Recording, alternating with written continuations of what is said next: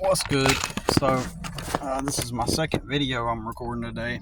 I got one that I still need to upload. I forgot about uploading it, but I'm over here at one of my buddies that I've known since like 1995. We weren't really close. We were just kind of very well acquainted. I used to stay down here I kind of ran away from home whenever I was a teenager and started staying with one of my best friends for a little bit, because my dad was alcoholic. He was all constantly just drunk. It was nothing but yelling every night and dysfunction and all. I used to have a cassette tape recorder, and I recorded how we sounded, and I tried to replay it back to my family to say, hey, look, listen to how crazy this sounds, every single night just yelling. Anyways, so this guy right here, like, when I get to properties like this, like, when I come over to his house, and he's a good guy, right? But he followed the script down to a T, right? There's different modalities within the script. I'm going to try to make that make sense. So,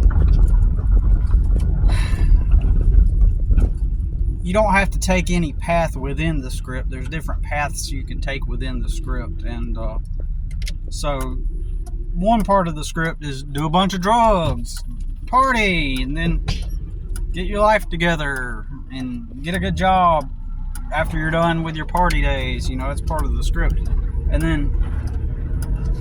But then you got so many people that their lives are so made for them that they don't even have to go get a job. Like in the case of this dude, like I said, I've known him since 1995. He lived with his dad. His dad moves away and to another state, once this dude's all grown up and stuff. And this dude, he gets a free house. He just gets to live in his dad's house. Did he work hard to get there? No. Did he have to work part-time jobs and a full-time job in order to get that house? No. Dad moves out. Okay, this is your house. That's it. He partied, did a bunch of drugs,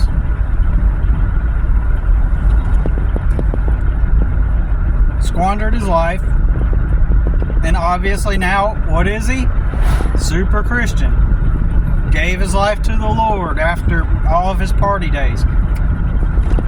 Check, check, check, check. All the boxes that the way the script works. He's done it all according to the script,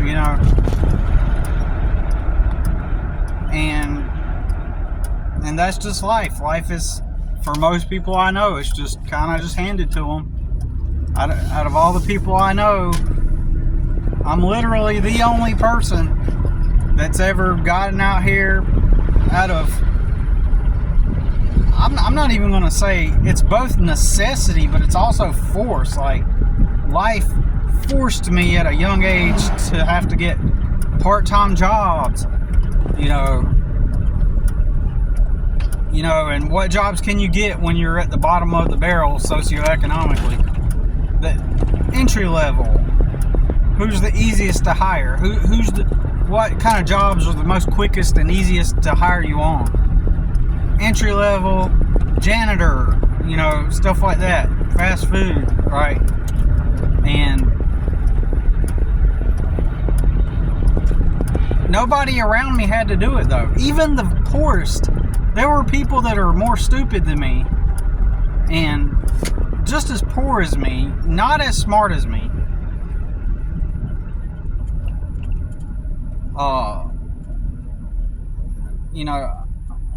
I'm way more smart than them, you know. And I'm not trying to brush my ego. I mean,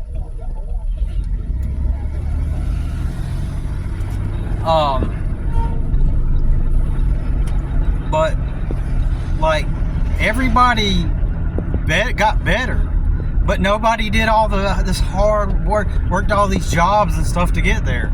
That's the irony and the craziness of the whole of everything. It's like, so when I pull up, I actually pulled up to his house because occasionally somebody will, like, for example, just now today, someone gave me a backpack blower and a weed trimmer, but they're old, and honestly, they're cheap brand, right? Like Walmart, Lowe's, Home Depot, cheap brands, right?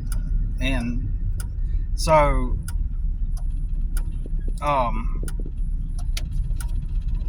occasionally I was like, I don't have time to work on them, and plus, even if I did get them running, I mean, it's just, they're not even gonna last at all, right? I mean, you might get, if you're lucky, maybe like a day or two's worth of work out of them, but in that instance, I just give it to him, you know what I mean? You know, I'm just gonna give him the equipment, and if they don't work, he recycles metal, because you gotta think, he gets to live for free. He doesn't have a job, right? He's worked some jobs, but he never lasts at the jobs. Instead, most of the time, how he survives, he gets to live for free, remember? But he survives by doing, like, you know, he's good at maintenance and stuff. He's like good at maintenance, and he's really good. Like, he's good at building things and fixing things and welding. But like, when I pull up to people's house like that, knowing like I pull up to his house and I'm just like, it leaves not an envy. It's not envy. It's not envy. It's not angry. It's this sense of, holy cow, like, God, you got it so easy. So easy. It's like, holy cow, you got it so easy. And it's just like, goodness, man, you got it so easy. And it goes through my brain like, that dude has it so easy. Oh. And there's this pull. There's this kind of like, I don't know how you would word it. Man, I gotta straighten my truck. I'm OCD, man. I'm a little bit off. Anyways, the dude has it so easy. And when I'm sitting out there looking at his house, I'm feeling something, and it's nothing against him as a person at all. It's just the fact that right there in front of me is somebody who has a free life, and it's just that easy. It's just that easy. You just go to your house that's for free. You've never had to worry about homelessness. It's just right there, free, right? And you've got all this time on your hands that you could just do anything that you want, right? And he does. He's built things. He's built stuff like he's got a big barbecue thing that he built. He took a bunch of barrels, and it looks like this awesome, like, post-apocalyptic grill. It's crazy. But, like, I'm just sitting there going, holy cow, dude. Like, so there's this tug, this pull at where I'm just, like, feeling like I'm yearning for some relief, I guess. Like, but that's just not my life. That's not the cards I've been dealt, and I guess I'll have to deal with it. But as I look all around me, and everybody, they've just got it easy like that.